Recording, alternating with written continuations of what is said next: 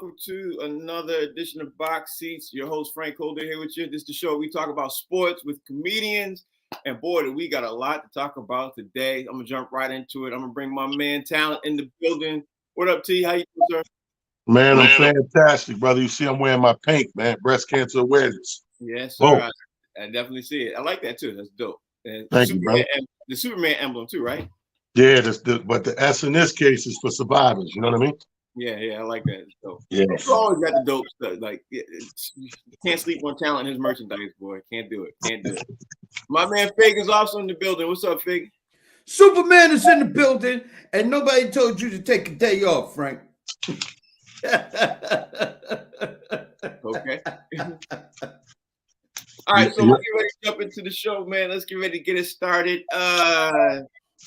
Before we talk about the NBA and jump into the NBA, we got some stuff we got to talk about because, T, here it is. Jerry Jones and Robert Kraft had a heated exchange about the Roger Goodell contract discussion at the NFL owners meeting that they had yesterday, the day before, and the day before yesterday rolled into yesterday. So nobody knows exactly what time it was. It was just reported. They had a heated exchange like this. John, tell me what you think about two owners bickering like this. Is it something that we should be paying attention to, and does it have more merit to it? Because I think personally, in my opinion, I think it has a lot more to it. I'm interested to see what you guys. Who was it? Who was arguing? Robert Kraft. Yeah. And Jim Jones. Jerry Jones. Yeah. Jerry Jones. Well, see, here's the thing. I'm surprised it took this long, to be honest with you. Mm-hmm. I thought with the climate change of the culture and all this whole, the Black Lives Matter and all the movements that happened, I thought it'd be some pushback sooner, more pushback a lot sooner, because let's face it, it's uprooting their world. Like It's one thing to uproot an individual's world, but when you have these franchises and these big corporations and everything you've been doing for 100 years, somebody just wakes up and go, change everything. That is a culture shock to anybody in itself. So imagine that as a conglomerate. Imagine that on times to the 100th power as an individual. That's how. So I thought it would have popped off between some owners earlier. Mm-hmm. But it was coming to a head, no pun intended. But here we are. Yeah. So, and look at the two it is. Yeah. The two biggest franchise of the biggest, most expensive franchises in the NFL. Fig, these two are bickering. They're bickering about Roger Goodell's contract, incentives and extensions and everything else. Fig, what's your take on Robert Kraft, Jerry Jones? You think it's more to it than this? Until you said that, I thought it was basically over this whole Daniel Snyder thing, because a lot of these cats got skeletons in the closet that they don't want out. You know what I mean? Mm-hmm. And if Daniel Snyder starts talking, everybody's going down, because this is bigger than me. This is the American way. Mm-hmm. No, I'm serious, man. I listen. Robert Kraft has other money other than New England Patriots. He got Kraft, Kraft. It's everywhere. You can't go anywhere in this nation without seeing Kraft products somewhere. So the NFL is a part of Robert Kraft's portfolio. But he got more irons in the fire. Jerry is the Dallas Cowboys. It's Jerry's world. I don't know what Jerry else got going other than the Dallas Cowboys, because, this is the billionaire's playpen. I'm not exactly sure what this whole thing was about, but listen, even billionaires argue over money sometimes. And no, it's about the contract extension of Robert Goodell. They're upset about that. And they talking about that, and they ended up going back and forth about that. So that's why. Yeah, listen, Robert Goodell basically is, let me just call him this. He's a stopgap, and he is the bridge between the players and the owners, and he's like that defender. It's almost like Congress and the elite. They hire the police against the general public, and then the general public attacks Roger Goodell, or the police, if you will, and then all of the rich people they get to go like their hands are clean, and we know their hands ain't clean. So look, they really need Roger Goodell. You know what I mean? Because he makes money for them. So Mike Sean has also joined the building. Mike Sean, I don't know if you've been paying attention to this, man. Mike, we're talking about Jerry Jones versus Robert Kraft. They had an out. They had some kind of bickering against at the owners meeting and everything else. Robert Kraft is with the rest of the NFL owners about Roger Goodell's contract extension and a contract stuff. Jerry Jones is the only only owner sitting to the left saying, you know what, I'm not for Robert Kraft. I'm not for Roger Goodell having so much, freedom and so much ownership and so much power. You know what I mean? So, right. Where are you at on this? I mean, the problem is that they're paying him $50 million a year. Right. So that's the problem. Jerry Jones is sitting there going like, "Are we paying him $50 million a year? Should we pay him $50 million a year?" That's what Jerry Jones is saying. We're paying this guy $50 million a year to simply do what he's doing, but he hasn't done what Jerry Jones, and I'm not in favor of Jerry Jones. I'm not even sitting here like I'm saying Jerry Jones is right. He's saying, well, we're paying him $50 million a year, but is he doing what we really want him to do? Like, is he actually doing what we need him to do? So, I mean, I kind of get what Jerry Jones is saying. Like, I kind of understand what Jerry Jones is saying. I'm not saying it's right, but I kind of get it. And I hate the Cowboys. I hate the Eagles. I hate all those teams. But I as a businessman, Jerry Jones is saying, should we really pay him $50 million a year? Like, and give him so much vagueness, so much power when he really shouldn't have that. Speaking of power and everything else, let's talk about this before we talk about the NBA. The Colts owner literally said that we should oust Dan Snyder because he shouldn't have so much power. Fig brought up just a second ago, talent. He said it, real quick. He literally said, Jim Irsay said he thinks the Colts owner, Jim Irsay, says he thinks there's merit to ousting Washington Commanders owner Dan Snyder. Now, here's the problem. We all know Dan Snyder has some dirt on everybody, T. You know what I mean? Like, we know he got that dirt, and we know it ain't going to happen. But if all the owners start getting together and start saying something, then maybe, I don't know. You know what I mean? The curtain get pulled down. What's your take on this, T? You're on mute. I think leave the man alone. Like, if you're not complaining about him, you're going to be complaining about somebody else, bro. All of these owners to me are the same. I'm a fan of groups owning teams and not one person at the top of the helm, because people are not perfect, and we do better when we sit down and vote and work in groups. We have group decisions. We do better because it's hindsight. I may think one thing, and Mike might point out, "Yeah, that's cool, T, but what about the blah, blah, blah?" And I may have not given it any thought. I'm like, "Oh, damn, I didn't think about that part." So I'm a fan of groups. So when you have these one guys, "Oh, let's oust this one."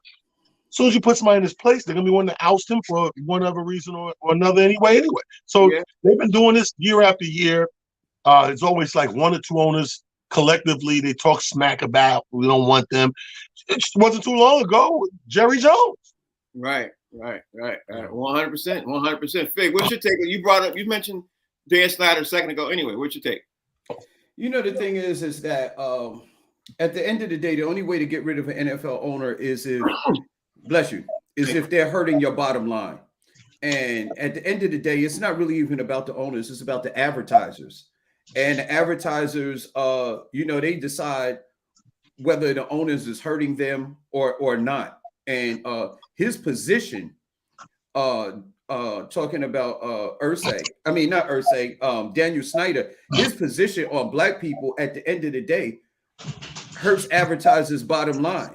And if advertisers start to pull out, which they did in with the Phoenix owner, that's when the owners get together and say, "Hey, man, look, we're not really pushing you out, but at the end of the day, you're losing money for us.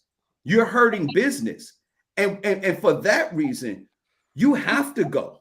You know what I mean? And like Talon is right. When it's a group and then there's one person that's in the group that's hurting the whole, the one is never more important than the whole. Yeah, the one gets ousted. What's your take on this, Mike Sean? What you think? I'm about to be shout out to Fig because I got to say this. The fact of the matter is that all these owners that we talk about in the NFL are white, and we have no diversity in the ownerships. So these guys do what they want, and they argue with each other, and from Jerry Jones to who Daniel Snyder and whatever.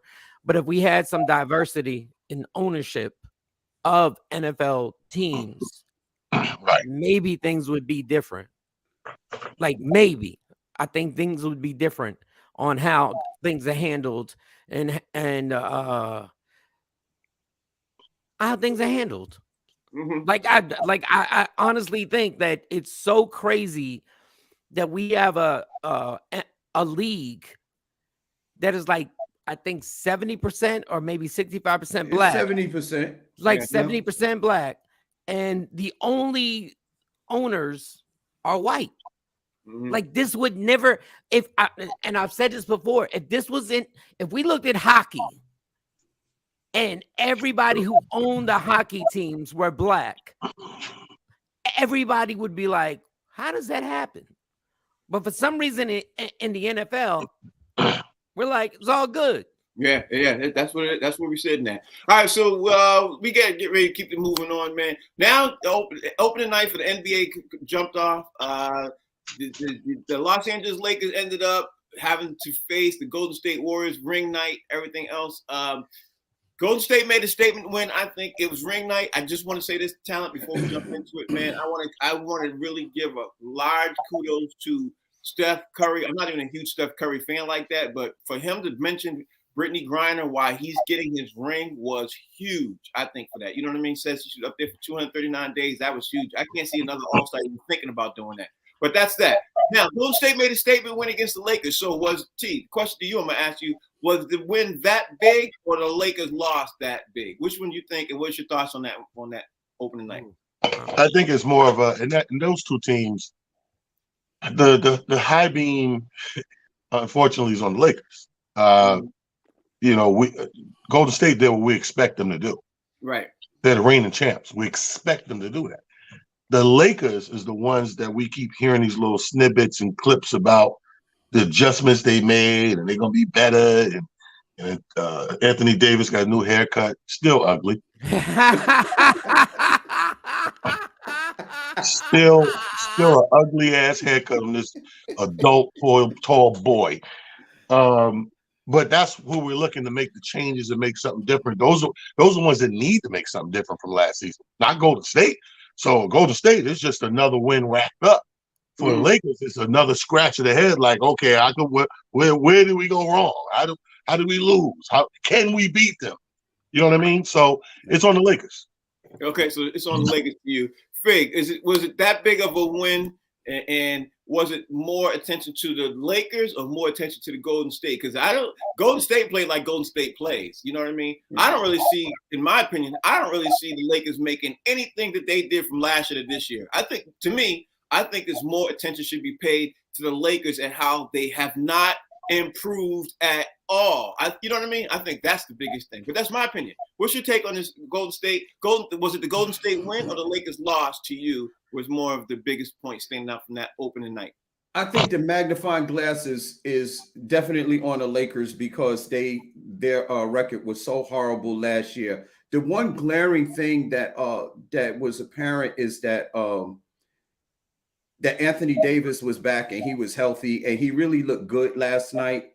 But it's still, even with him coming back at full health, it's still not enough to make the Lakers be considered contenders when everybody else has gotten so much better and so much stronger. The one thing that I did notice about the game that was extremely important is that for most of that game, the Golden State Warriors played their bench, and they still beat the dog crap out of the Lakers. The game was not even as close as the score would suggest. And for the most part, Clay, Draymond, and Steph Curry was sitting on the bench until towards the end of the game when the Lakers started to make a run. Then Steve Kerr threw him back out there, pushed it out to another 20 points. And at that point, the game was over. Right. Michael Sean, let me say this to you. Russell Westbrook ended up coming off the bench with the second unit and ended up saying that he had a hamstring strain and it was caused by coming off the bench. That's literally what was stated coming out. I heard him say that. I can see the dissension already coming. So I want to ask you, Mike, I asked T and I asked Faye, was it more of a big deal that the way the Lakers lost or the way Golden State won? What was your immediate takeaway? Man, I hate to say this. I hate to say this because I think LeBron is the greatest all-around basketball player ever. But he can't take over a game anymore. Like he can't dominate. He can dominate in moments. In moments, he can dominate. But he can't just grab the ball and say, okay, we got this. We're going to win the game. And I hate to agree with Fig once again. But Golden State is probably going to be, they're probably going to win another championship. Mm-hmm. Mm-hmm. And it's going to change the last decade of LeBron doing what he's done. But they just have the team. When you say them young players were playing most of the game, they were efficient. They did what they had to do. And you realize like I hate to say it. Go ahead, say it, LeBron. LeBron's getting old. Yeah, I saw LeBron's age. Even though he's in physical condition, right? But he just can't dominate the game. And just like I say, he can't do. He's Jordan with the Wizards right now. That's a great way to put it. Yo, Frank, you know it's funny. If Westbrook had a hamstring. Had a hamstring on the wait, his coach is named Darvin Ham. I mean, and I like ham. I really do. I like Virginia ham, spice ham. I like honey roasted ham. Okay. And I love Darvin Ham. So T, on the East, the Celtics ended up playing the Sixers, and the Celtics ended up. I didn't see the game, but the Celtics ended up pulling out the game. So, what's your take on the East? And from the highlights I saw, it looked like that. I don't necessarily want to say that it was as big as a statement game like Golden State was, but because I didn't really see the game, I can't say for certain. I only saw the highlights. But you tell me, I'm sure you saw the game. What was your take on the Celtics versus the Sixers win? What would you think? What was your takeaway from that team? I love to see what I look for when the season first starts is for some indication that somebody's been working on their game in the offseason. Right. Even no matter how good you are, because you can always you can get better. If you ain't learned nothing from the greatest that we've watched our whole life, there's always room to get better. What I get from that game is your boy, he's been working hard in the offseason, Tatum. Mm-hmm. You know, this dude he's been working on parts of his game in the offseason. If you pay attention to him, the more you watch him play, the more fluid he becomes. And this is probably part of the thing why, as the numbers show LeBron's greatness, some of us are reserved to being, saying he's the greatest or whatever. It's for that reason. At times, LeBron lacks fluid. You know what I mean? That fluidness that in certain players, certain people got it all the time. Steph Curry, he has it all the time. Lillard, Damian, like some of these players, when you look at them, they have a certain fluid that is always part of their game. And I'm starting to see that now way more consistently with Tatum. So my takeaway from the game was that he's coming into this season with a chip on his shoulder. Mm-hmm. And he's got it up here now. And sometimes a trip to the finals, you need that to get that up here. I watched an interview with Lillard say the same thing. He's like, I believe it could happen. I didn't just not leave Portland for the money. He's like, I believe it. He said, look at all the teams. And he's talking about they got one game away from the chip. He said, look at the teams that nobody's seen coming. He said, so it's showing you that it's a possibility. So with the right pieces and the right building, I can get there with Portland. So I see that with Boston. Boston got a taste last year. Don't be surprised if they take over the East again. Yeah. Fig, what's your take on it? What'd you walk away from the game? I know you saw the game. Yeah, man. My biggest takeaway is that even with James Harden, Joel Embiid, and the collective players, the Sixers are they're going to win some games this year, but they're not contenders. They're not contenders at all, and simply because I didn't see any defense, like none. I didn't see any defense whatsoever. I seen blow-bys, and I didn't see them locked in. They looked like a collection of players, and they didn't look like a team. They looked absolutely horrible.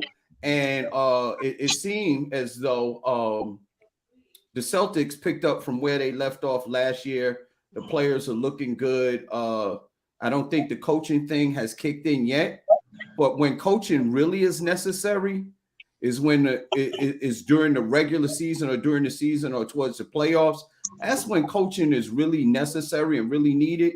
And we probably won't be able to see that until later in the year, whether the absence of Ime Udoka is really going to impact them like that. But right now, they look like they're firing on all cylinders. Mike Sean, what was your take? It's early.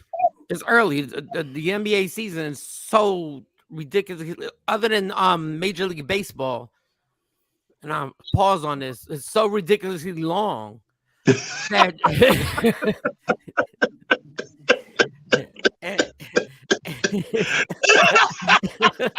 Hey, Mike, how long are you talking? No, put that down. Put that down. Don't do that. Don't do that to me right now. So But funny, I will. I Mike, want to push back on talent. I'm not mad at Anthony Davis's haircut. He's doing the best he can. He's doing the best he can with the haircut. No, he's not. He could take some hair from his eyebrows and bring it up over that bang.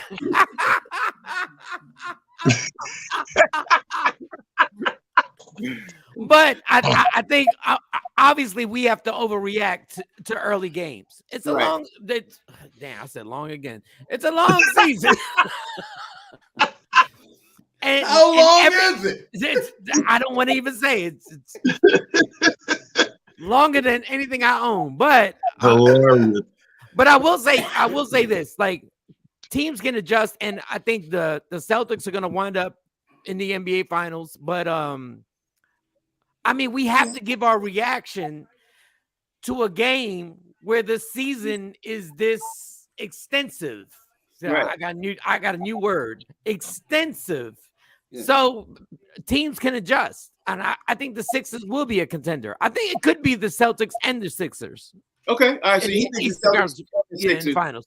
I'm gonna throw it out there and say I think Malcolm Brogdon was an amazing addition to the Celtics. I think we're gonna see some stuff with that, and especially on the defensive side. And here's the thing: I'm gonna even say this too. Malcolm Brogdon, for the first time in his career, is not the #1 scoring option on the team, so that's gonna pay dividends coming off the bench for him. But let me throw this out there to UT. Give me your picks right now before we move forward to the rest of the NBA story. See, I want your official picks for the NBA Finals. Like who coming out the East and who coming out the West. You ain't got to say who wins. You ain't got to say who wins, right? Because now the NBA season, like you had some picks before, and we talked about this before, but now since the season started last night, give me your East versus West, and let's ride with that to the sunset because now the season started. I got, if I had to judge right now, I'm going Boston going back. And I will say that the surprise is going to be in the West, probably the Clippers. Okay. Ooh. Oh wow, yeah. You know what? You took my picks. Those are my 2 picks for the finals. Those are my 2 picks for the finals. Fig, what's your 2 picks for the finals? Caveat: if everyone is healthy on every team. Yeah. Let's say that. Let's say everybody's healthy for everything. Who's your pick? You said caveat. That's a wine. The Minnesota caveats. Yes. I have the Milwaukee Bucks and the Golden State Warriors. Okay. All right. And Mike Sean, what's your pick for the NBA Finals? Who's coming out the East and who's coming out the West? It's a rematch. It's going to be Boston and Golden State, and we're going to have a rivalry that's going to start between Boston and Golden State, I believe. Okay. All right. So with that being said, T, let me throw this out there to you and let me see if you saw this news. Here's the news. And I want to come back to the NBA news in a second, man. But I got to say this. The NIL, which we've been talking about for a long time. We've been talking about NIL paying college players. The athletic director of the University of Utah, his name is Mark Hanlon, he told Sports Illustrated that a Utes player, football player who plays for him, right? He got offered $1 million to transfer. First time ever happening in college. Now, if this is allowed under NIL, which it is right now by rules and everything else, player, if you see what I'm getting ready to go with, this whole apple cart can be upset with college football, college basketball, college baseball, and college hockey, where teams, because there's a huge gap in the NIL right now, which nobody even thought about addressing, where you could almost bribe a player to transfer. How huge? To me, I think that's ridiculously huge. Because if this guy got offered $1 million, imagine Alabama players being offered how much money they're gonna be offered to transfer to the other schools and everything else. I don't know. Just tell me what you think. I don't want to put words in your mouth. That's first of all, it's about damn time. Yes, exactly. Kudos to them. About damn time. I'm sitting there. You got me. I was drifting off, looking into nothing, just daydreaming. Can you imagine I'm about to do the improv in DC and the helium calls and gonna give you $1 million to come up here and do helium? I leave that improv so fast, brother. $1 million to switch clubs real quick. We know you about to hit the stage in 2 hours, but come on down here to the Baltimore Comedy Factory. We only 20 minutes away. Come on, got $1 million. This is good for these guys. It's chickens coming home to roost, man. We can't be mad at this. Anybody that's mad at this, even if it does become like this avalanche of happenings, you still can't be mad at it because you got away with 300 years of free labor, free everything. You were the only ones counting money. Like I always say that, man. Like I'm one of the most fairest guys in entertainment. I'm not the guy trying to break the bank when you hire me. I'm just trying to get fair.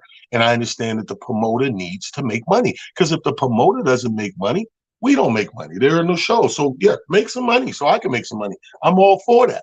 But don't make all the money and don't pay nobody nothing. And that's what the collegiate, sports have been doing for God knows how long. Yeah. And now from day one, get paid. Step out the way and let them get paid. Chips fall where they may. You made $1 billion. So here's the thing: whatever school he was at, that they're paying him to leave, you pay him 1.5 to keep him. Yeah, exactly. Yeah. You know the funny thing is, you just had the perfect analogy for the problem that's getting ready to happen. Fig, he had the perfect analogy. Like his analogy with saying comedy club, comedy promoters is it. Now, here's the thing, Fig. If we get ready to open the door up, right, we literally could be setting for USC and UCLA and all the big name program guys who didn't get paid to sign up to the schools. They could now be paid ridiculous amounts to transfer, and nobody could stop it. How you see it, Fig? I love it, man. And I'll take it even a step further. I would love to see some of these former athletes that made millions and millions of dollars if they would get behind HBCUs, and then some of our own players could come play for our schools and make money while doing it. I think the fact that something like this is happening and we have a presence like a Deion Sanders that's at a HBCU, I think that it's a changing of the guard, man.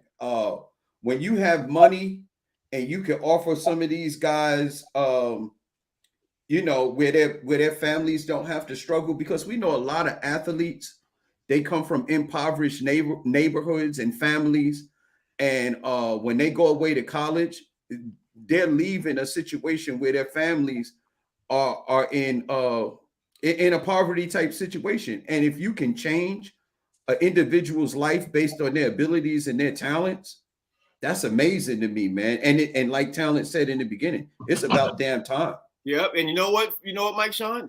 Let me just say this. Big hit the nail on the head too. Another great point about changing families' lives. This could happen before a player plays one football game, one basketball game, on any game and on any college level. They get that money and change their families' lives while they end up starting their college career. Let's not even overlook that, because usually we would think that, they'd be playing. But you could be a senior in high school, be asked to transfer as a freshman and get $1 million to $5 million or whatever the amount is, and get before you even play one college game, before you even get pro.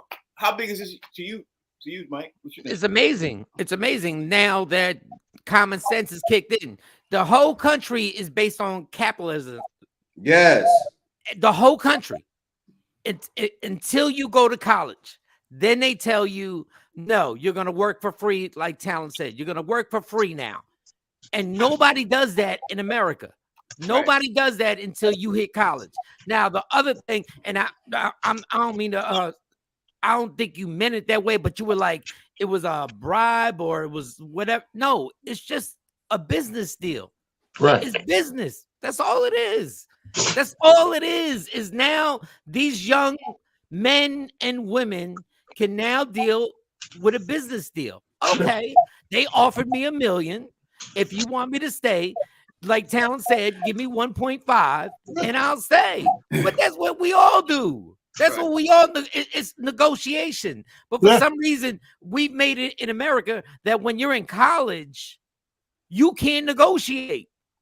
That's what's been going on forever. You can't negotiate anything. So now they're negotiating. And I'm still, like, honestly, I'm still pissed that the colleges aren't directly paying the players directly. Right. They're still not in the clear. They're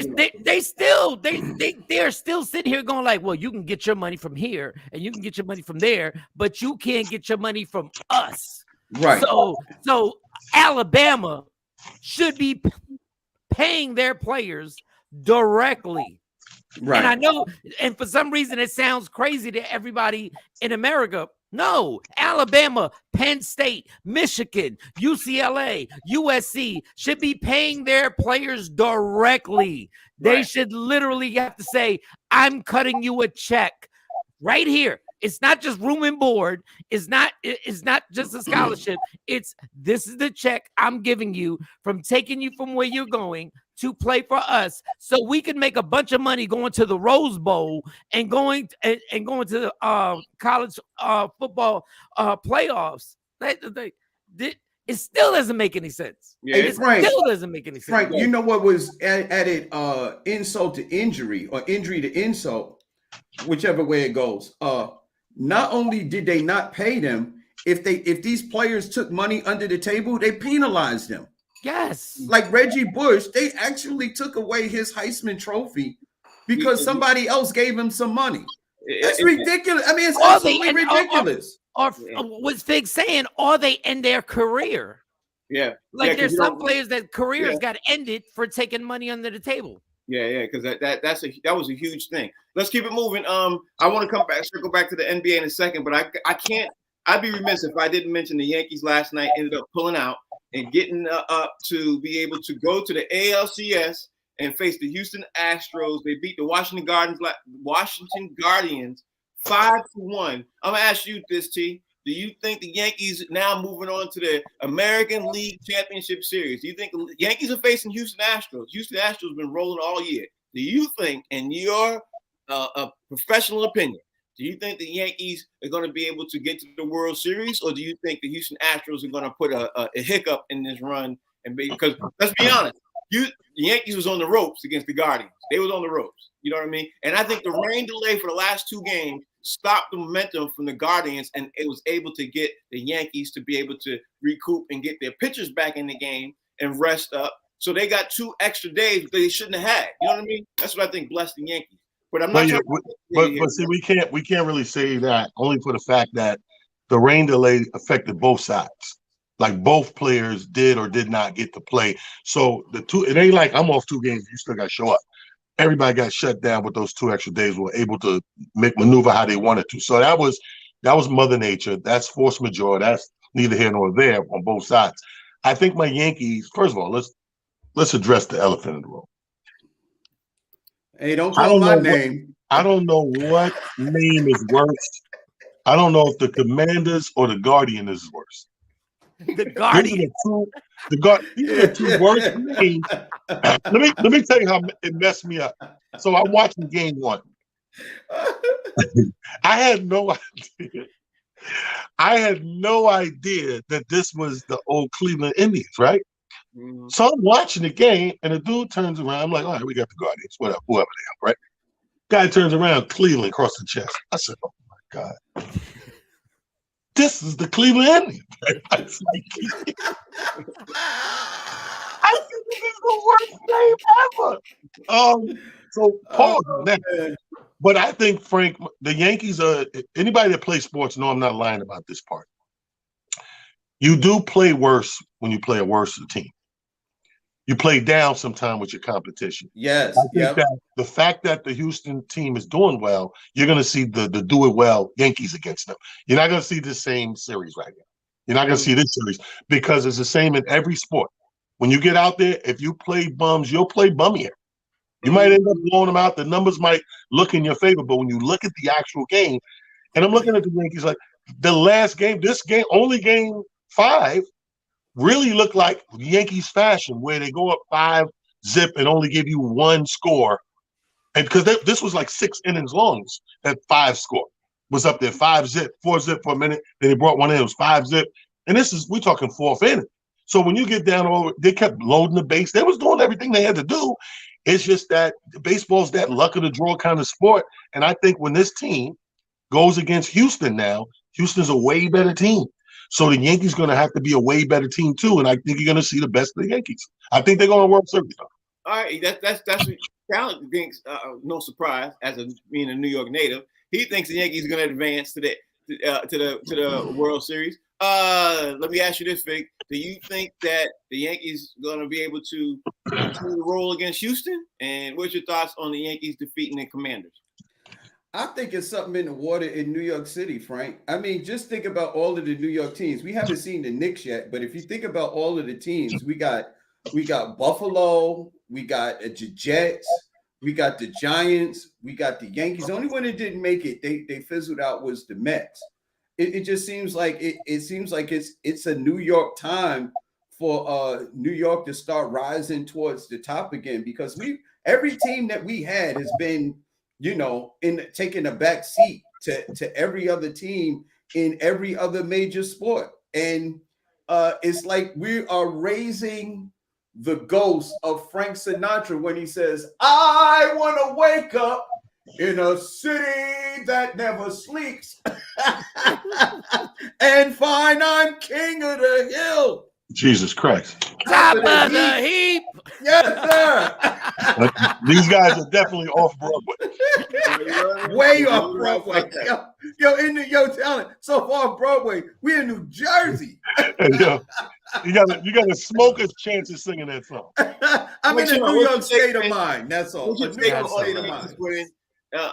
moving on to the ALCS, man? Do you think the Yankees are going to finally hit a brick wall facing Houston Astros? And what's your thought on the Yankees winning? Because Fig did mention right now, if Brooklyn Nets tonight defeat the Pelicans, Yankees in New York will be above. They'll be everything except for the Mets. You know what I mean? What's your take? I just want to comment that when you call a team the Guardians, it sounds like somebody's like, protect me in the subway. Like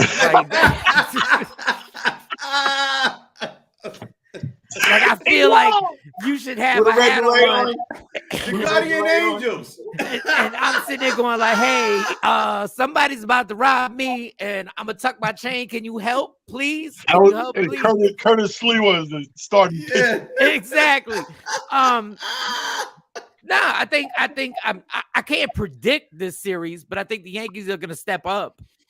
But Houston is tough. Like this team has been in World Series and challenged in for everything.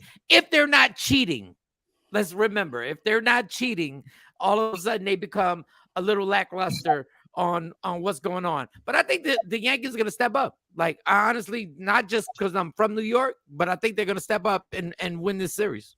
All right, there it is.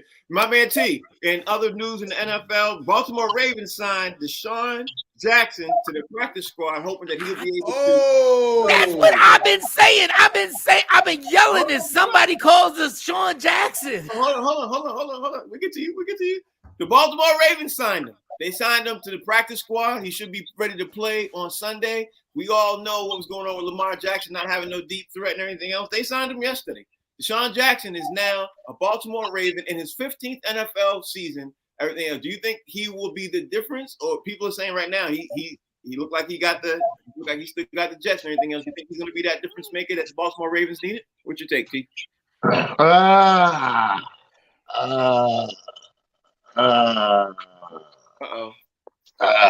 don't know, man. This is interesting. This is very interesting. Baltimore Ravens. I can't do T, you act like you buying a car here, bro. I know we know you betting. No, because that's a tough call, right? I mean, obviously, if it wasn't tough, I had it's like that and send you on your way. Yeah, But I'm yeah. holding you up for a reason. See, the thing No, is, no. okay, so but the reason why I threw it out there because I thought you were going to say OBJ is hanging out there. Why are they signing this dude? You know, I don't know. You know, OBJ is sitting out there at home. You know, but T maybe. Yeah, OBJ. From what he's shown us over the years, let's be honest. I don't think his phone hasn't rang. I think he's being nitpicky with who called on the phone. So Yeah. I would bet my bottom dollar that he's gotten calls and all this time, right? And he's continuing to get calls. He wants the right call. And the right money. Exactly. I think that he's getting calls, but and you know how it goes in this game. The further away from where I want to be, the more you got to pay. Yeah. Wow. Fig, Ravens signed Deshaun Jackson. Is this exciting to you? Because we all know Lamar is sitting there right now working on an MVP season. You know what I mean? The numbers he's putting up is MVP caliber, and he's also in a contract year. This could help him out dramatically. What you take, Steve? I think Deshaun Jackson is an upgrade on the offense, but the truth be told, where they really need help is on the defense because the Baltimore Ravens have the first quarter or whatever and stuff when things are happening, they get ahead, they score, they get a lead, and then the defense can't hold it. I think they really need some help on the defensive side of the ball as far as their defensive backs and stuff like that, where other teams can't just beat them, you know what I mean, down the field the way they've been doing it. I don't know what's going. Look, they don't have defensive backs that are talented enough to be able to hold a lead once the Baltimore Ravens actually get it. And I think that's also a major problem. I say it all the time. I'm a proponent of defense being able to help you win. If you don't have any defense, I don't care what sport you're playing. If you don't have defense, you're not winning anything. Yeah, okay, so it's not moving the meter for him. Mike Sean, Ravens have got and Lamar Jackson literally a wide receiver. Deshaun's supposed to be literally still having the burners. He still got it. What's your take on this, man? You've been saying it for a while. How are you feeling right now? Options. When you have options as a quarterback, it changes the game. When you have somebody, I'm not saying Deshaun Jackson is going to be the game changer, but what he does is he creates an option where safeties can't run up and linebackers can't just run up and just stop the run. If Deshaun Jackson still has it, if he's still what Deshaun Jackson can do, and I just mean just being fast. If he can still go deep, it changes everything. I know, Fig. I know. I know.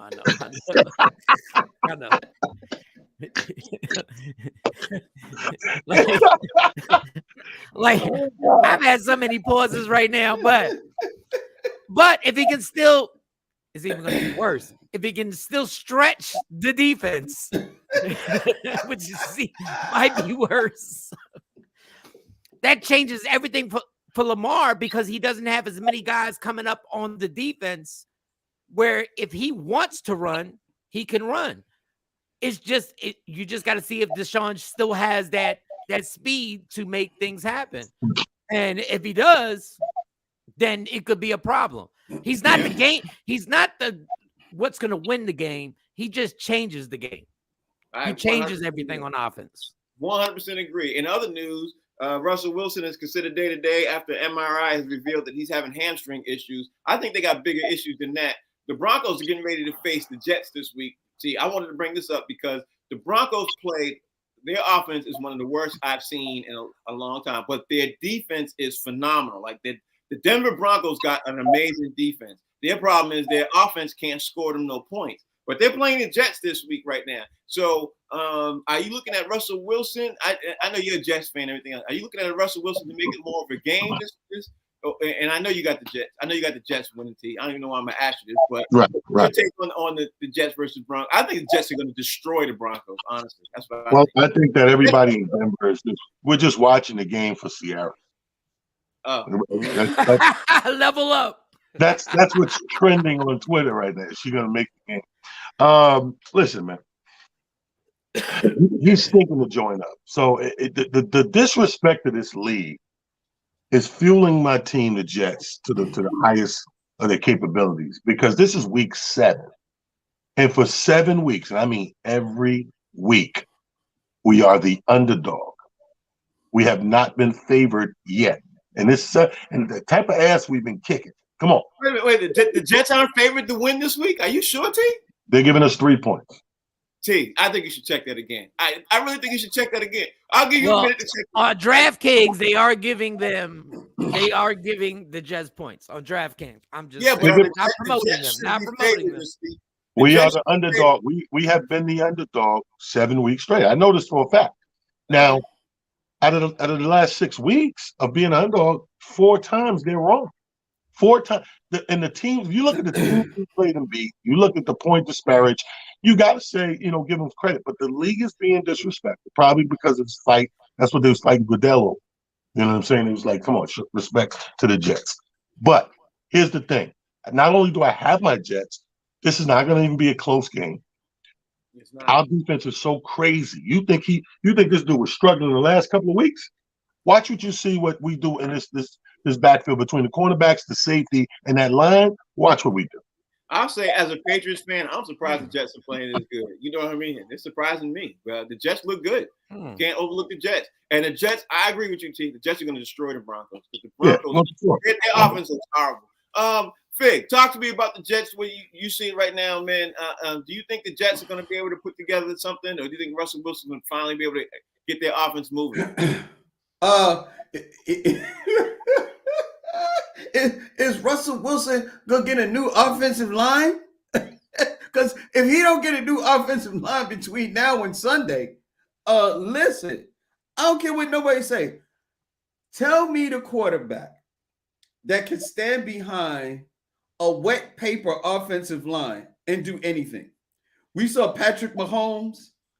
We saw oh God, what's his name? In Baltimore. The quarterback in Baltimore. Lamar Jackson. Lamar Jackson. We saw all of these great quarterbacks with no offensive line run for their life and be substandard at best. And the Jets have been underdogs all year long. Yep. All year. And it's like when DraftKings calls, I am not slow. It's hip, and away I go. The underdogs. That's what the Jets have always been. The funny thing is every single year in the NFL, every single year, there's a surprise team by week 7, week 8, week 9. Last year was the Cincinnati Bengals. Some teams that you don't see coming. That was it last year. This year, it literally could be the New York Jets. I'm going to ask you this, Mike Sean.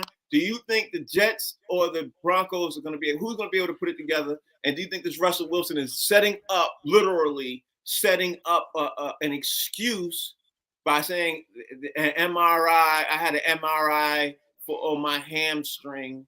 You think he's lining that up for an excuse right now? Because, people want his job. People are asking, the Broncos to cut him right now. Like, he's playing horrible. So yeah, I'm looking at my phone right now. I think it's a pick'em talent. I think it's a pick'em right now. With the on draft on my site. But I don't know. I kind of think like we put all the stuff on Russell Wilson, and it's just not him. Like we always give the quarterback all the credit, and then we give him all the disrespect. Yeah. But the offensive coordinator never gets talked about because we don't even know who the damn offensive coordinator is. So this could be one of those games, and the Jets are doing well, and I root for the Jets. I don't root against the Jets, but I don't know. I feel like the Broncos could pull. This is the one. Here I go again. Can pull this one out. You want to now? You went from going deep. Now you want to pull out. Now, Okay, I've done both. I've gone all the way in. I've extended it, and then I pulled it out. I think the Broncos, if I had to, and I've been wrong all season, but I think the Broncos could win this game because I think Russell Wilson at this point realizes how much pressure is on him and realizes the criticism that's coming. I'm sure. Here I go. The criticism that's coming, but. In Denver, Russell, I think this is gonna be on tape. I'm gonna take the Broncos. I'm gonna take the Broncos. I'm gonna take the Broncos. Hey, Mike, Sierra's doing a halftime show, and she's doing a halftime show. So as long as she says level up, then everything should be all good. Everything should be as long as she's leveling up. Everything should be. All right, so we get ready to go roll up out of here. Just want to mention, like Mike always says about Brittany Griner, was it 239 days, 240 days? That's horrible. And she celebrated her birthday yesterday, which is horrible. You know what I mean? Horrible.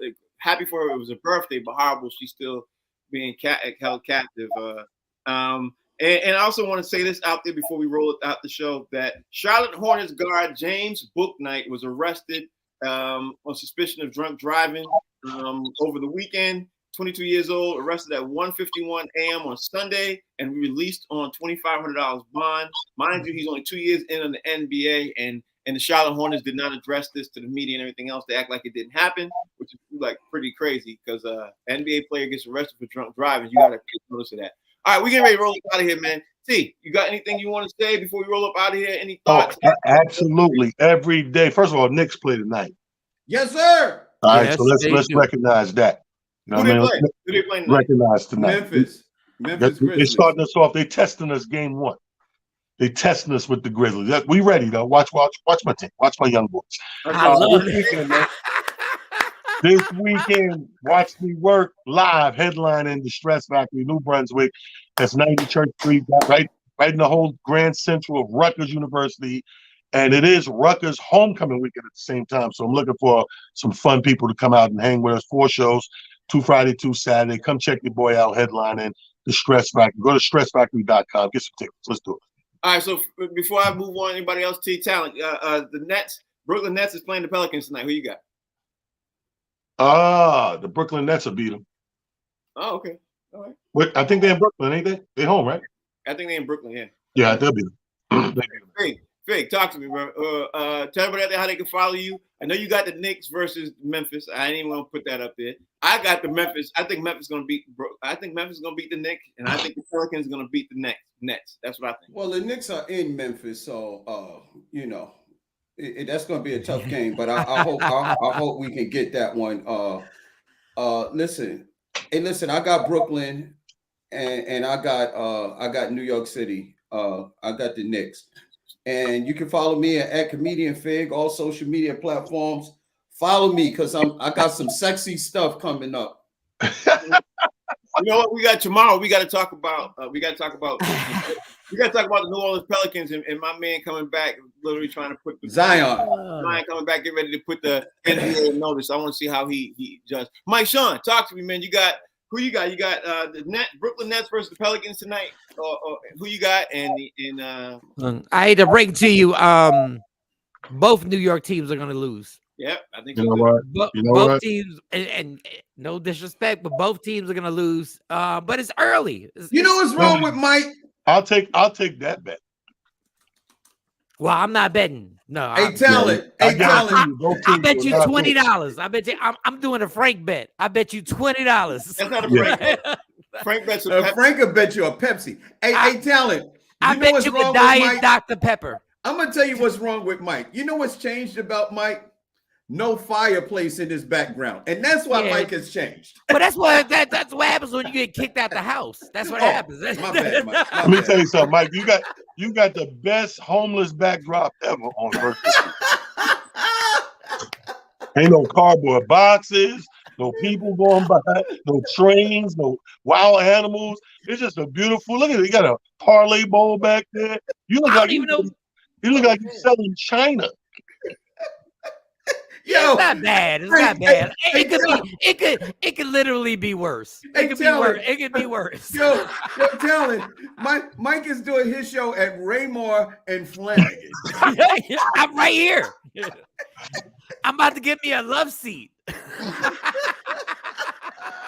Hilarious. Hey, that's the show. The show's called Box Seats. We are comics who talk about sports. That's Talent. That's Fig. That's Mike. We are going to talk about some more NBA games tomorrow, more Major League Baseball. We got to do tomorrow, Thursday. We got to do our picks for the NFL for the weekend too. I'm interested to see Talent spread. You know, literally who we got the spread. Wait, the spread. But Frank, real quick, right? Because I know you want to wrap up. When is Bill Belichick going to get fired? They're in last place. They're in last place. Yeah, you are. You're in last place.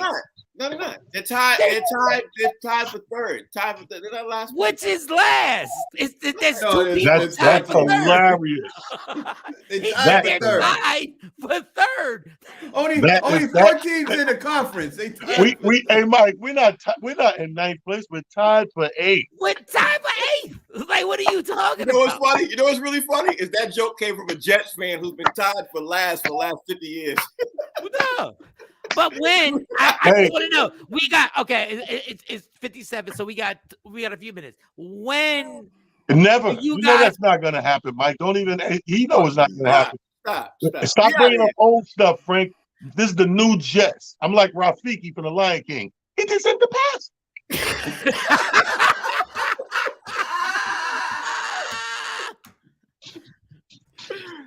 Oh God! It's gonna be if 3 seasons go by and he has the draft picks. He's the general manager. Okay, all right. We'll see you.